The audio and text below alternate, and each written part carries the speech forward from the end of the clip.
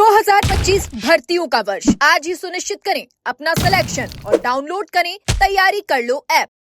राजस्थान के बेरोजगार युवाओं के सपनों पर एक बार फिर से पानी फेर दिया गया।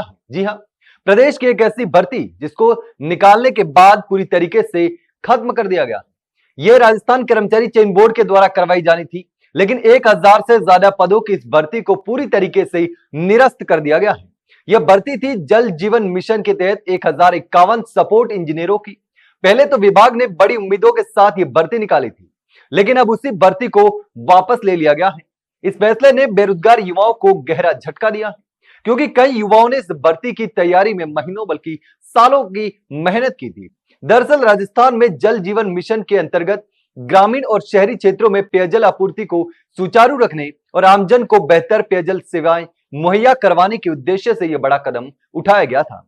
विभाग ने पहले योजना बनाई थी कि सपोर्ट इंजीनियरों की भर्ती के जरिए प्रोजेक्ट्स का बेहतर रखरखाव किया जा सकेगा, लेकिन अब खबर आई कि विभाग ने 1051 सपोर्ट इंजीनियरों की भर्ती के प्रस्ताव को राजस्थान कर्मचारी चयन बोर्ड से वापस ले लिया है और इसके बाद चयन बोर्ड ने भी आधिकारिक रूप से इस भर्ती को निरस्त करने की घोषणा कर दी। अब सवाल यह उठता है कि आखिर अचानक ऐसा फैसला क्यों लिया गया? तो इसका जवाब विभाग के अतिरिक्त मुख्य सचिव एसीएस अखिल अरोड़ा ने दिया। उनका कहना है कि विभाग में पहले से ही इंजीनियरों की पर्याप्त संख्या मौजूद है, लेकिन तकनीकी स्तर पर काम करने वाले कर्मचारियों यानी कि आईटीआई प्रशिक्षित तकनीशियनों की कमी के कारण परियोजनाओं के रखरखाव में दिक्कतें आ रही हैं। यही वजह है कि सपोर्ट इंजीनियरों की जगह अब विभाग आईटीआई प्रशिक्षित तकनीकी कर्मचारियों की भर्ती करने जा रहा है। अखिल अरोड़ा का यह भी कहना है कि इंजीनियरों की भूमिका मुख्य रूप से मॉनिटरिंग और सुपरविजन तक सीमित होती है, जबकि जमीनी स्तर पर पेयजल सुविधाओं को बनाए रखने की जिम्मेदारी तकनीकी कर्मचारियों की होती है। जब तकनीकी स्टाफ की कमी होती है तो योजनाओं का रखरखाव बाधित होता है और इसका सीधा असर आम जनता पर पड़ता है। और इसीलिए विभाग का मानना है कि इंजीनियरों की बजाय तकनीकी कर्मचारी ज्यादा जरूरी हैं, ताकि पेयजल योजनाएं सुचारू रूप से चलती रहे। और इस निर्णय के बाद हजारों युवाओं में नाराजगी देखी जा रही है। बेरोजगारों का कहना है कि सरकार एक और युवाओं को रोजगार देने के बड़े बड़े वादे करती है, वहीं दूसरी ओर इस तरह से पहले भर्ती निकालकर उसे फिर रद्द कर देना युवाओं के साथ कहीं ना कहीं अन्याय है। हालांकि विभाग का अब कहना है कि पहले जो भर्ती निकाली थी उसमें जो क्राइटेरिया था वो क्राइटेरिया जो योजना चल रही है जिसकी जरूरत है उसको पूरा नहीं कर पा रहा था। तो विभाग में कहीं ना कहीं कमी रही है, या फिर विभाग ने बिना प्लानिंग के, बिना सोचे समझे, बिना किसी योजना के भर्ती की घोषणा कर दी और अब जाकर के उसको वापस ले लिया गया और इसीलिए युवाओं में नाराजगी है।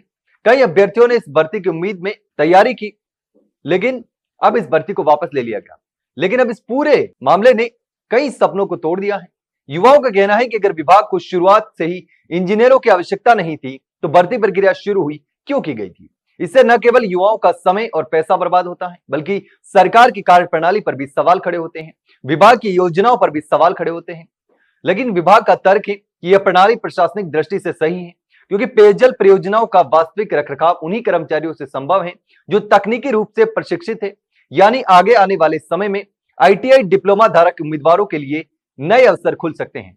यानी कि कुछ उम्मीदवारों के लिए झटका है तो कुछ उम्मीदवारों के लिए ये नया ऑप्शन भी है, नई अपॉर्चुनिटी है, क्योंकि अब आईटीआई डिप्लोमा धारक जो हैं, आईटीआई वाले अभ्यर्थी जो हैं, जिन्होंने आईटीआई किया हुआ है, उनको अवसर मिलने वाला है, उनके लिए भर्ती खुलने वाली है। लेकिन इंजीनियरिंग पृष्ठभूमि से युवाओं के लिए यह फैसला निश्चित रूप से निराशाजनक रहा। इस पूरी घटना से एक बात तो साफ है कि सरकार की नीतियों में अचानक बदलाव का खामियाजा हमेशा बेरोजगार युवाओं को ही भुगतना पड़ता है। हर बार उम्मीदें जगाई जाती हैं, आवेदन मांगे जाते हैं, लेकिन अंत में भर्ती कई बार रद्द कर दी जाती है। अब देखना यह होगा कि सरकार इस निराशा के माहौल में युवाओं के लिए क्या नया कदम उठाती है। तो आप इस पूरे फैसले के बारे में क्या सोचते हैं? क्या विभाग का यह निर्णय सही है या बेरोजगार युवाओं के साथ गलत है?